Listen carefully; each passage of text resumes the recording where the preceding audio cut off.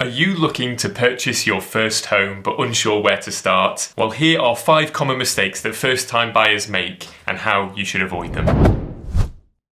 The first thing I want to talk about is not having your finances in order. Given that you're in the position where you're considering buying your first home, it's all about preparation at this stage, and this is something you can action right now.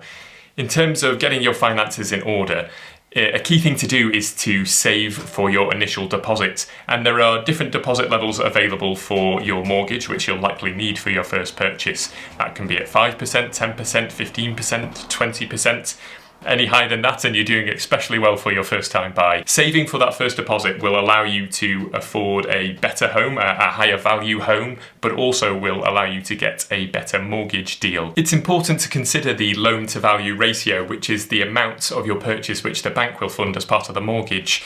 The lower the loan to value ratio is, the better mortgage rate that you will have access to and the lower amount you will have to repay each month. So with a 20% deposit, that is an 80% loan to value ratio.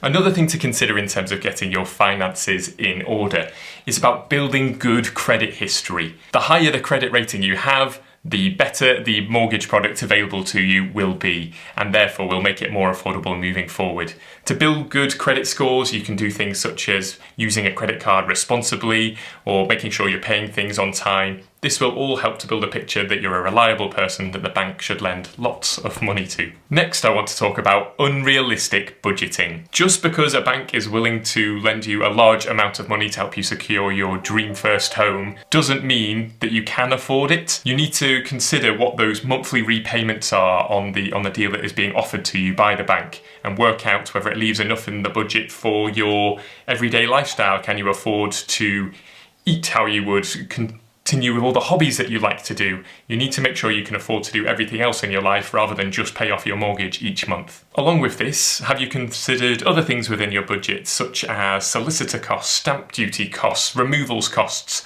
There are lots of things that you need to consider as to whether purchasing at that level is the right thing for you. The third mistake I want to talk about is falling in love with a home. It's easy to want everything to go perfectly with the purchase of your first home, but realistically, it won't always go so smoothly. If it feels like the perfect home for you, then it may also feel like the perfect home for somebody else, increasing the competition. And if you've decided that this is the one house for you, then you're opening yourself up to heartbreak if you end up being outbid for the property. The way to combat this is to think objectively. Decide how much you are willing to pay for this one house, set your limits and stick to them. If you end up overpaying for the property, you're leading yourself into a position where you could put financial strain on yourself or make a bad investment, which is not something you want to do. Of course, we all want our home to suit us perfectly, but in the vast majority of cases, your first home isn't going to do that. It's seen as the first step on the ladder for a reason. Unless you're in a very fortunate financial position, you're likely to need to make some compromises on that first home that you buy. For me, on the first home that I bought, it was not having a garage straight away.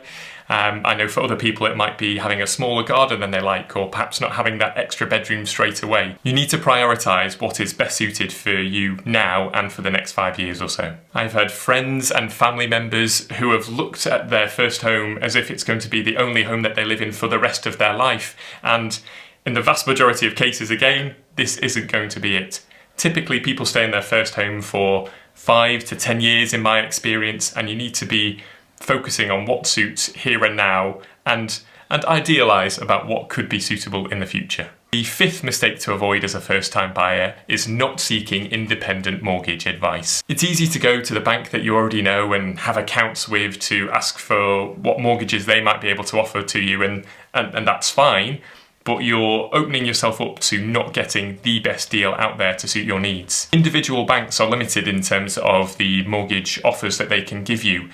If you go to an independent mortgage advisor, they can access deals from the whole of the market to make sure you find a deal that is best suited to your circumstances. Make sure you're not leaving money on the table. Thank you for listening, and I hope those 5 points were helpful for you so you know which mistakes to avoid when you're looking to purchase your first home.